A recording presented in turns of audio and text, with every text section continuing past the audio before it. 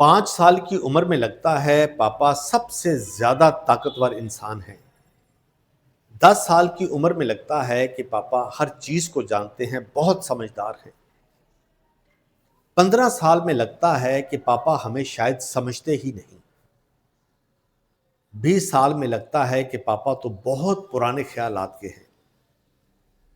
25 साल में लगता है कि पापा शायद कुछ मामलात में ठीक हैं।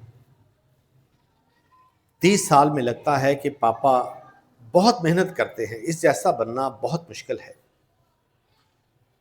40 साल में पता चलता है कि पापा ने तो अपना सारा कुछ हमारे लिए दांव पे लगा दिया था।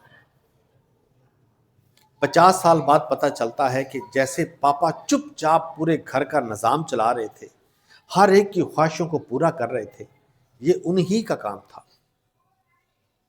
और 60 साल बाद पता चलता है कि पापा बिल्कुल सही कहते थे, वो हर मामले में सही थे, हर मामले में उनकी गहरी नज़र थी।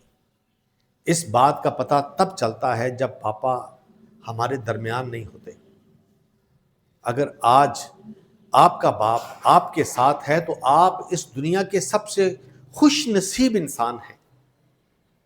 अपना बहुत ख्याल रखिएगा। अल्लाह हाफिज़।